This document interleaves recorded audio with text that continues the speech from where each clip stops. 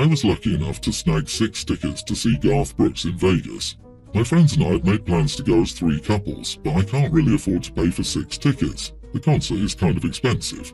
I told my friends that I needed the money for the tickets before my credit card was due. They both promised they'd get it to me. I reminded them a few times and they both forgot. I called my sister and asked if she knew anyone who might like to go. She said that she and my stepsister had been talking about going. We decided to make it a family trip. They paid me immediately and I transferred the tickets to each of them. Last week, one of my friends saw that I posted on Facebook about going with my sisters. She asked why I was going twice. I told her I wasn't. I needed to pay my credit card bill, so I sold 4 of the tickets. They went ballistic. I do not have any credit card debt as I pay my bill in full every month. They both assumed I'd be okay just paying the minimum monthly payment as they do. They expected me to save them the tickets even though they didn't pay me. I told them both to check their texts and see where I'd agreed to that. I sent them screenshots of where they agreed to pay me before my bill was due. They're angry because all of the tickets left are either resale or expensive floor seats. I'm mad at them for trying to screw with my credit. They're mad at me because they booked time off to go to the concert. Am I the idiot? Not the idiot. The tickets were never theirs because they never bothered to pay for them or ask you if they could make other arrangements, which would only be acceptable if it was okay with you. If they can't remember to pay you before the concert, what odds would you have given that they would remember to pay you back afterward? Ding ding ding. At least some of them hope to never have to pay, that OP would just forget. With friends like these, who needs enemies? I'm glad OP went with people who are actually good company and respectful of other people's finances. Exactly. I will protect myself from enemies, but God saves me from my friends. I hate when friends take advantage of the person who generously puts the whole amount of an excursion on their credit card. I'm the same way. I pay it off in full every month, and I wouldn't be okay with just paying the minimum and not the whole statement balance. Your friends are selfish and petty. That's so crazy. They expected you to front them for 4 tickets. Enjoy the concert. OP, you dodged a bullet. Everyone's the idiot here. I do wonder, before you talk to your sister, did you tell your friends anything like, hey, I'm gonna sell the tickets because you guys haven't paid your share. Unless you send the money within the hour, the tickets are gone. Also, don't buy tickets for people who haven't already paid for them, or who don't buy a large number of tickets that you don't know if you'll be able to sell or not. Avoid this type of situation, because if your sisters hadn't bought the tickets, you would have been out of money. And find less entitled friends and ones who can read. I want to know if I'm being the idiot here or if my roommate is wrong. I'm a government contractor and the nature of my work means I can't work from home. My roommate exclusively works from home. When I get a package delivered and I'm at work, I'll text my roommate after I get the delivery notification and ask him to get the package off the porch, but most of the time he never does. I'll get home and the package will still be on the porch. I would say 99% of the time he doesn't get it before I get home. It's not an excessive amount or multiple ones a day. I'm talking less than 3 in a month. I also don't expect him to immediately jump up and run to the porch just whenever he has a minute. He always says he'll do it, but then he never does. But if he orders something, he immediately gets it when it's delivered. Even if he's in the middle of work, he'll drop everything to get it. My roommate says I'm being demanding by expecting him to go get it. I'm worried about porch pirates, even though it isn't a huge problem here, but it sometimes happens. I try to redirect the packages or delay delivery until I'm home, but that's not always possible. I think it's common courtesy, but my roommate says it's not. If I work from home and anyone I live with didn't, I'd get their packages off the porch, but my roommate says I'm wrong to expect it. And if I ask and he doesn't go get it, it shouldn't be a big deal even if he replied and told me he would. We've argued about this. Edit, since his room and home office are on opposite sides of the front door and his windows open up onto the porch, I do favours like letting him use my car and be on my insurance. I figured this wasn't a big ask, though I might be wrong. Holy backcrap, fat man. Do you know what common courtesy is? Getting your roommate's packages off the porch. Do you know what is absolutely not common courtesy? Putting your roommate on your insurance and letting the ungrateful so-and-so drive your car. Not the idiot for sure. It takes 5 seconds to grab a package and put it by the door, especially if you'd already agreed to do it, but it's definitely too late to negotiate on it. Remove him from the insurance and let him know the car isn't for him to be driving and move on with being housemates. I'd look at getting a new housemate. I agree with this. OP, you aren't asking or expecting too much, especially since you let him use your car and have him on your insurance. If you don't want to part ways, then 100% take him off your insurance and let him know that you all can just be housemates like he seems to want. By all means, don't keep allowing him to use your car. Favors work both ways. How hard can it be to take 20 seconds of your day to simply receive and retrieve a package for a friend who you live with? Seriously, it always blows my mind how entitled some people are. What if the package would be an expensive device, and your roommate is too lazy to get up for 10 seconds to get it, and it gets stolen? I can't imagine his work being so important that he can get his own package, but leave yours on the porch. LOL. My 20 female sister Jane, 28, her daughter baby Lucy, and her mum Sarah, 50, all came to visit me a few days ago. One of my housemates has a dog, and during warmer days we make frozen banana and peanut butter oat balls for the dog to have as a treat. They are entirely edible for humans. It's a banana, a scoop of peanut butter, and a cup of oats. That's it. Lucy was fussing, and Jane told me that she was in the teething process and asked if I could freeze some of the baby food for when she needed to eat in an hour or so. I agreed and asked if she wanted to give Lucy a frozen peanut butter oat ball. Jane agreed, and Lucy loved it. About 2 hours into the visit, my housemate gets back with the dog and goes into the freezer to get one of the frozen treats, and my sister gets all antsy. Mum and I asked what's wrong, and she asks if I made the treats for Lucy. I said no, they're technically for the dog, but it's safe for human consumption. Jane freaks out and picks Lucy up and goes to the car. She's crying about how I gave her daughter dog food, and how I should have disclosed that it was made for a dog.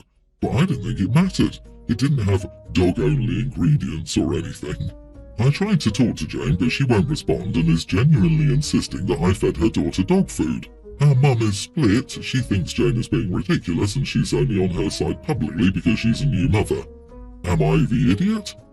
Not the idiot. It is not dog food. It is human food that is sometimes given to a dog.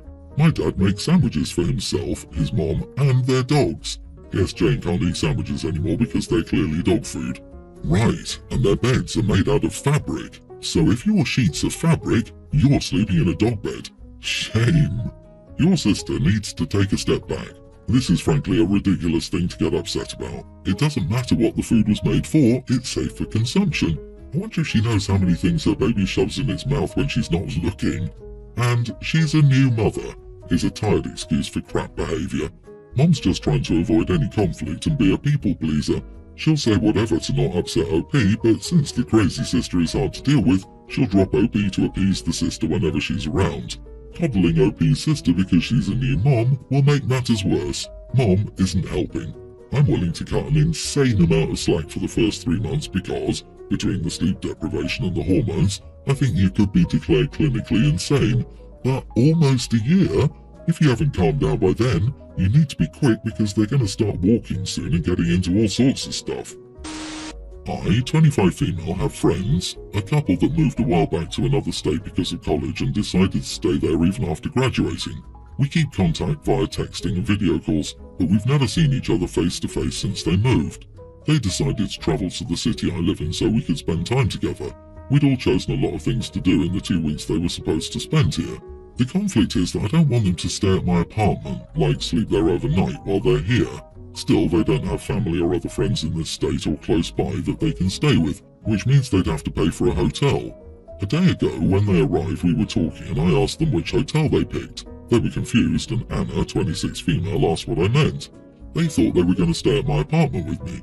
We hadn't discussed where they would stay before they came here, and I assumed they knew they were going to stay at a hotel since they'd never stayed at my home like that, and they know I don't let anyone stay over like that, not even my parents or my boyfriend.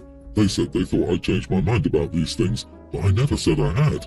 They assumed I did. I live in an apartment alone, and even though there isn't a guest room, I have the old mattress that I could put in the living room or in my hobbies room, or they could sleep on the couch. But I refuse to do so and to pay or help pay for the hotel.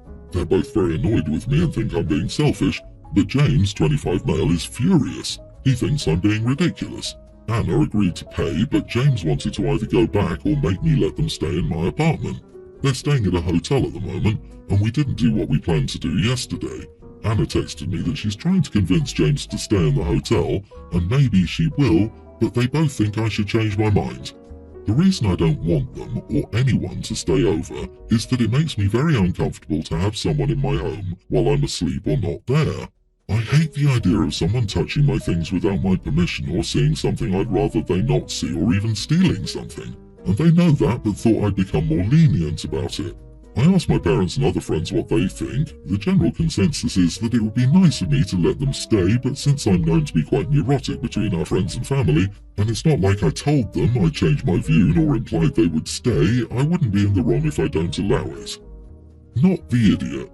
The polite thing to do might be to offer to help Anna look online for an inexpensive place for her to stay, and she can let James figure out what James wants to do while you and Anna have fun doing everything on your guys' schedule.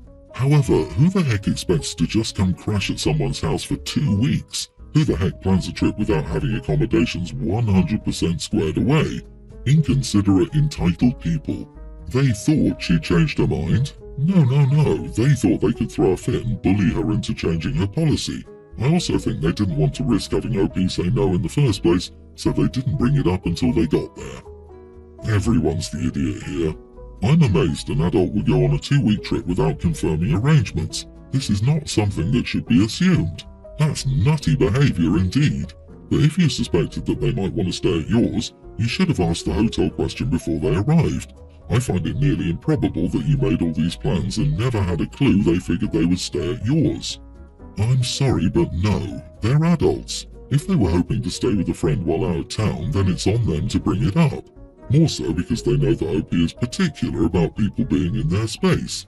If I had a friend coming in from out of town, I'd probably ask about their plans. But there's a chance that if they were planning a longer stay or other visits and plans, etc., I'd give them the benefit of the doubt that they are independent, functioning adults and had figured it out. That's what being an adult is. If they can figure out getting married, they can figure out where they're staying for 2 weeks while travelling or ask if they'd like to stay with me for a little while. I disagree. You are the idiot, OP, and largely responsible for your own problem. It sounds like it's been a few years, so they don't know anything about you anymore. People change over the length of time it takes to do college, and if you have a problem with them staying, it's on you to make them aware of it.